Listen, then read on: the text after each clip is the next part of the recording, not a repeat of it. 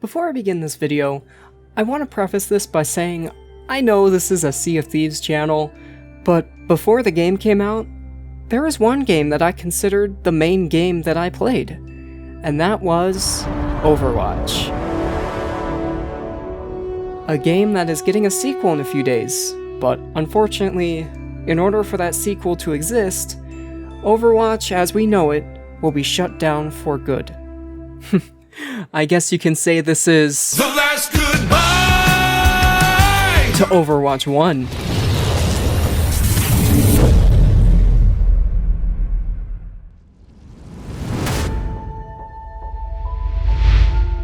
I'm sure we can all agree that Overwatch has an extremely rocky history.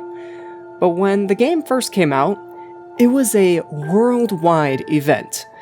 Everyone and their grandma knew the names of the iconic heroes that we all know and love today. I'm sure if you showed someone a hero like Tracer with no context, they'd be like, oh yeah, that's Tracer. For me personally, my story of Overwatch begins with the very first cinematic. I know the gameplay trailer technically came first, but it's the one with the iconic Punch Kid. Yeah, that one. Little 14-year-old me watched this trailer on his little school laptop and immediately fell in love. The colorful characters, the intriguing story. I haven't even seen gameplay yet at that point, and I was already sold. This is my personal story about my journey in Overwatch. Leading up to release, there were multiple cinematic short films and trailers that were uploaded to build up hype for the game. Honestly, I'm genuinely surprised that Overwatch never made a movie or TV series during the peak popularity of the series. Kinda like Arcane or something, you know? These cinematics were just the best, and definitely did their job in building up hype for this game. The Dragons one in particular, where Genji and Hanzo were shown off for the very first time, was the best one, hands down. And it actually won some awards. They showed off that these heroes are more than just a weapon class to choose from, but each one had their own rich backstory and diverse background. Along with these cinematics, we got a few gameplay trailers that showed off brand new heroes like Bastion, Hanzo, and Symmetra. How much Symmetra has changed since launch. Speaking of changes, remember when Bastion was originally going to have a personal shield in turret form? Luckily that never made it to the live game. The release date of May 24th, 2016 was quickly drawing closer, and we continued to get more cinematic shorts like Recall and The Last Bastion. And then, Overwatch 1 was released.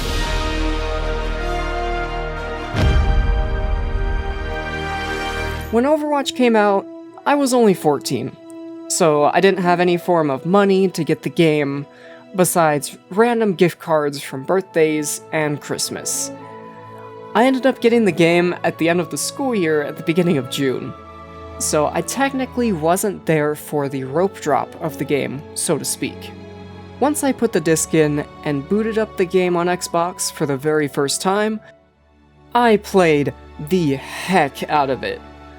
Most of that summer was spent playing that game, learning which hero I like to play the most, and earning myself a literal mountain of loot boxes over the following months. I switched from Soldier 76, to Reaper, to Junkrat, to Bastion, and eventually I picked up my main, Pharah, and absolutely blew up the competition. Literally, she has a rocket launcher. I think by the end of the first year of Overwatch, I put well into 200 hours into Pharah, and honestly, I was getting pretty good at the character. I didn't play much competitive, but I do remember that my very first season, which was, I think, Season 4, I placed in Gold. and I was genuinely super excited not to be in the lowest rank of bronze. However, I distinctly remember hating playing the support class of heroes, saying characters like Mercy and Lucio were just too boring. Oh, trust me, that'll change with the addition of one hero. Pharah was my main hero. I put hundreds of hours into perfecting her rocket's projectile speed, her movement, and more. And in the lower ranks of Overwatch, I really didn't have to deal with Soldier 76 lasering me out of the sky in 0.2 seconds like I do now. Even now, I'm not like a Masters or Grandmasters player, but even in high platinum, it's tough to play Pharah now. But at launch, Soldier had an RNG bullet spread to his gun instead of a recoil, so it was a lot harder to laser me out of the sky. Over time, new heroes were added to the game through DLC updates. The first one was Ana in July of 2016, followed by Sombra, Orisa, and Doomfist throughout 2017. I didn't play any of these heroes for more than a few games at most. I think out of all these, the most I played during 2017 was Orisa, just because I wanted to check out playing as different tank heroes at the time. But pretty much, I checked them out for a little bit, then went back to my main, as most people do. It's just because I didn't really find them as strong of a hero compared to the one that I've already put hundreds of hours into at this point. It just didn't make sense. But that would all change. In November of 2017, a new hero was released that made me realize that playing support wasn't that bad after all. Moira. Moira was the first DLC hero that just clicked with me.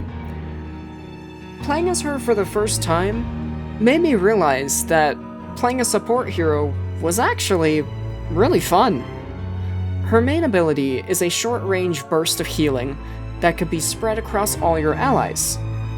However, this healing sucks up energy, and that energy is refilled with your secondary fire, where Moira literally sucks the life out of her enemies with her poisoned hand. As she says, "One hand gives, the other takes away." This, along with her biotic orbs that can rather damage or heal, made her incredibly strong, even to this day. And since that fateful day, I became a support main. I put even more hours into Moira than I ever did with Pharah. And while I continued to play as the Rocket Queen every once in a while, I ended up sticking to support just because it was so fun, and I found that I was actually winning a lot more games than I ever did as a DPS player. I never made it very high in the competitive ladder. I think my best season out of the entirety of Overwatch's life was High Platinum. I was getting very close to Diamond as support. I had put well into 1,000 hours into Overwatch, but I never made it, and honestly, I don't really care that much about being like a super pro player. I just wanted to have fun playing a game that I like to play. Now, by the time the second year came around, which was around 2018, I had been swapping between Moira and Mercy in competitive games, and honestly I was doing pretty good. But around summer of 2018, I began to shift my attention over to games like Sea of Thieves and Splatoon 2. I continued to play Overwatch from time to time, but I was stuck on Xbox, while at this point all of my friends had moved to PC. So I naturally just backed away from the game. I focused on some other games, and actually began posting content to this YouTube channel. I made a few Overwatch videos here and there, showing off some skins that I liked, the anniversary event, and I think there's one about Retribution on here. They're all up to this day, so if you want to check them out, go ahead. Just prepare to hear, like, 16-year-old me. It's a little cringe. But at that point, I had completely stopped caring about the competitive scene of the game. And honestly, that's for the best. Overwatch is an incredibly intense, fast-paced game, which can very easily leave teammates feeling heated. And with heat comes toxicity. This is the main reason I took an extended break from Overwatch in 2019. The game had just become too toxic at this point. Heroes would continually be added to the game. Heroes like Wrecking Ball, Brigida, Sigma. Brigida in particular broke the game for a little bit and created the GOATS composition, where it was like 3 tanks and 3 support. It wasn't a fun time to watch Overwatch League. I never watched it in the first place, I just wanted to bring that up because I know some people will bring it up in the comments. But yeah. Brigida broke the game. Like, for a period of time, there wasn't a game that I played that people weren't screaming at me to switch off of Moira and pick Brigida. And with Overwatch 2 being announced at this point, I decided to take a step back and wait for the sequel to come out. Until, of course, I built this PC here when the pandemic started in 2020. What was the first game I booted up on this PC, you may be asking? Well, it's not Sea of Thieves, I'll tell you that. I didn't get back into that game until, like, summer of 2020.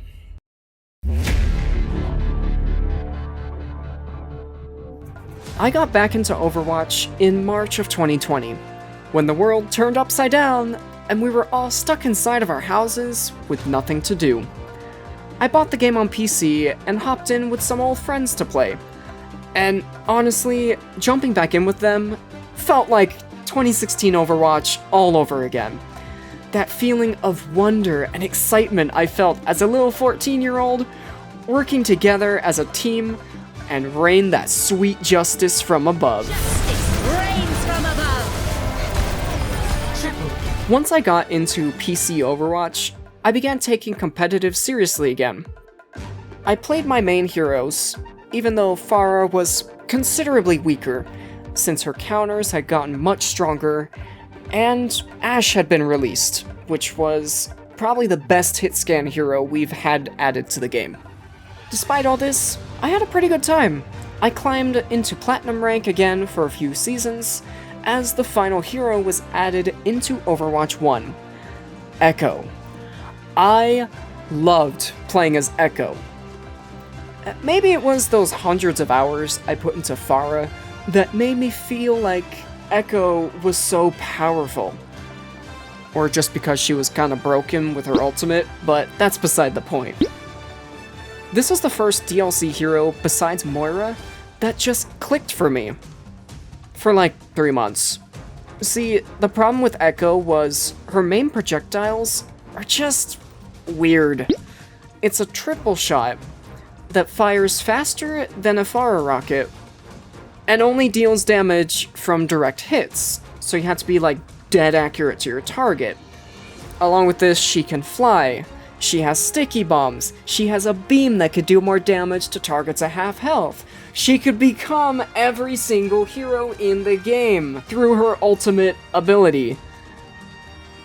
Echo did have a lot of tools in her kit to become the strongest DPS hero, but with hitscan DPS like Ashe and Soldier 76 becoming the meta, it just didn't stand a chance.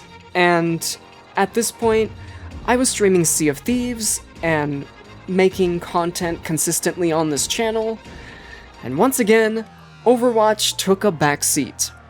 Maps like Horizon Lunar Colony and Paris have been removed at this point, due to player complaints of them being terrible maps, and yeah, I agree, those maps are not good, but they could have just reworked them in my opinion, but that's beside the point. At this point of the game's life, this was around the time of that big controversy that happened at Blizzard, and honestly, I was just like, I'll just step away from this for a bit, you know, let the heat die down. And that ended up being like a 6-month break. So yeah, at this point I was just starting on my channel. I was talking about the Overwatch. Yeah, do you want to say a few words about your experiences with Overwatch? Sure. Alright, take the wheel.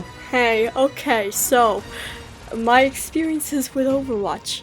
Okay, so I've been playing about a year after it released, and I've been like just liking the game a lot ever since.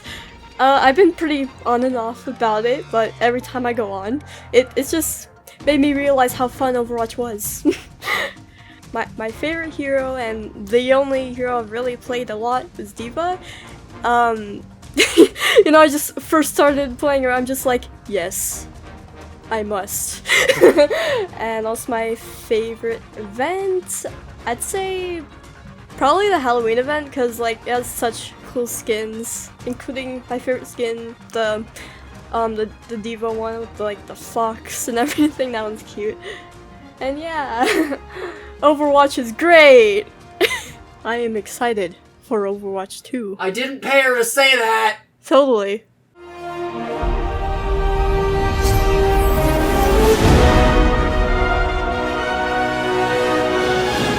So as the years went on, we got little bits and pieces of new info about Overwatch 2, the next big project in the game's life. Starting with the 0-hour cinematic trailer, which was just amazing. And after that, we got nothing. Literally nothing for like another year or so. During this period of waiting, we got the same seasonal events with some new skins and maybe a few weekly challenges thrown in there. But Overwatch was officially in a content drought. It was originally promised that all heroes and maps that would be added to Overwatch 2 would release in Overwatch 1 in tandem, and they would basically work as one big game. So you can play as Sojourn and go to the new Toronto map in Overwatch 1, which is a really cool idea. And honestly, at that point, any new content was welcome. Ha! That was a lie! On October 3rd, Overwatch 1 will be permanently shut down and will be completely unplayable. From now on, new heroes will be locked inside of the Battle Pass of Overwatch 2. This has caused a major divide in the player base. That, along with the removal of loot boxes and all of those cosmetics from Overwatch 1 that we could originally get for free, are now locked inside of the shop for double the price. See, in Overwatch 1, a legendary skin costs 1,000 credits. These credits can be earned from loot boxes, which are earned by playing the game. No money needed. You could buy loot boxes, but honestly, I never really had to. I just played the game. In Overwatch 2, a legendary skin costs 2,000 credits, and you can only earn a maximum of 50 credits per week from playing the game. You don't get any credits from the Battle Pass, and you don't get any credits from any other means. You gotta buy them, which kinda makes sense. I mean, Overwatch 2 is going free to play, and they gotta make money somehow, I guess. The game is going to get a major PvE campaign mode starting in 2023, which I am personally very hyped for, since especially what they've shown off so far is the Archives missions on steroids. There are hero upgrades and different paths to take in the story. It's gonna be pretty cool, if they do it right. But I guess we'll have to wait and see. What do you guys think of Overwatch 2? Let me know in the comments down below. I'm kinda eager to see how divided the player base is at this point. And this takes us to present day. Overwatch 1 is in the final few days of its life. It's been a wild ride, and there are some things that I didn't even mention in this video, including the workshop, the countless hero reworks, and some of the weekly skin challenges like Brick Bastion and Maestro Sigma. But this has been my personal journey through Overwatch. I may not have become one of the best players of the game. I never made it to top 500. Heck, I didn't even make it to Masters. But I still had fun with the game, and I enjoyed it enough to make this final goodbye video. If you guys want to see more Overwatch videos in the future, let me know in the comments down below, or by liking this video and subscribing. Overwatch has really had a rocky history in the past 6 years. There have been plenty of ups and downs, but it's been fun, and I hope to see you all in Overwatch 2. Even the best journeys end. But a new one is right around the corner.